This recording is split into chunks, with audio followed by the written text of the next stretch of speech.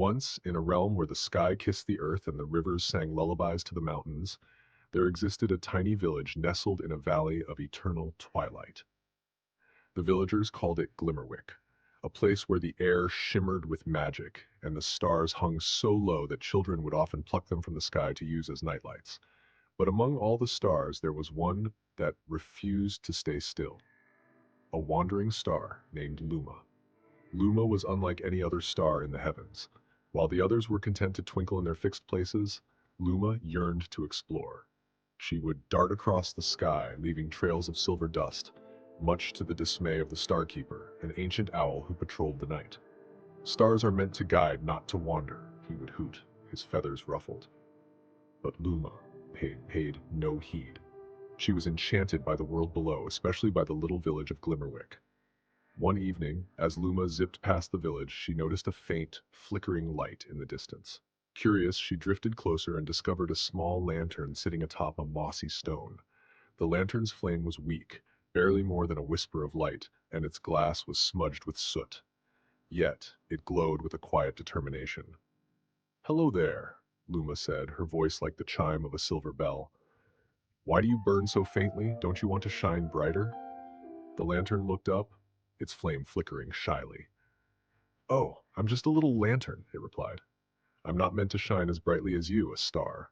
My job is to light the path for the villagers when they walk home at night. But I'm afraid I'm not very good at it." Luma tilted her glowing form, puzzled. "But why not? You have a flame, don't you?" The lantern sighed, a tiny puff of smoke escaping its spout. "I do, but it's so small. Sometimes I feel like I'm not enough. The villagers hardly notice me, and when they do, they complain that my light is too dim." Luma's heart ached for the little lantern. She had always thought of herself as special, a star who could outshine anyone. But now she wondered if there was more to light than just brightness. "What if I helped you?" she offered. "I could lend you some of my light." The lantern's flame perked up. "Really? You'd do that for me?" "Of course," Luma said, and with a graceful swoop, she poured a bit of her stardust into the lantern. Instantly, the lantern's flame grew brighter, casting a warm, golden glow that illuminated the entire path. The villagers, who had been stumbling in the dim light, now marveled at the lantern's radiance. "Look at how brightly it shines!" they exclaimed. "It's like a little piece of the sun." The lantern beamed with pride, its flame dancing joyfully. "Thank you, Luma," it said. "I've never felt so alive." But as the days passed, Luma began to notice something strange. The lantern's flame, though brighter, was no longer steady. It flickered and wavered, as if struggling to contain the borrowed light. And Luma herself felt weaker, her own glow dimming with each passing night. One evening, the Starkeeper appeared, his wise eyes narrowing as he observed Luma. "You've been giving away your light," he said sternly.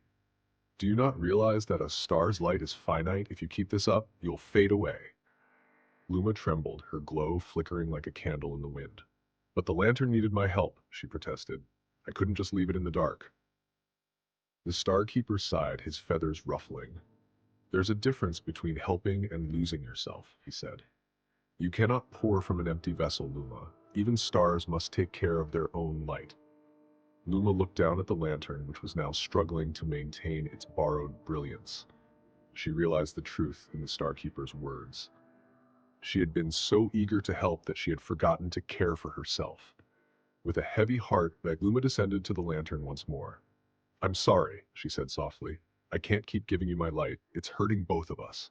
The lantern's flame flickered, but it nodded in understanding. "I think I knew that," it admitted. "I was so caught up in being brighter that I forgot my own purpose. I'm not meant to outshine the stars. I'm meant to guide in my own small way." Luma smiled, her glow warming. "And that's enough," she said. "You don't need to be the brightest to make a difference. Even the smallest light can lead someone home." From that day on, Luma learned to balance her wanderlust with self-care, ensuring she always had enough light to shine for herself and others. And the little lantern, though it no longer burned as brightly, found joy in its humble role, guiding the villagers with its steady, reliable glow. The moral of the story? True kindness begins with self-care. Just as a star must preserve its light to shine brightly, we must nurture ourselves to truly help others. And remember, Even the smallest light can illuminate the darkest paths. And so, in the enchanted village of Glimmerwick, the wandering star and the little lantern became a timeless reminder that every light, no matter how small, has its place in the tapestry of the universe.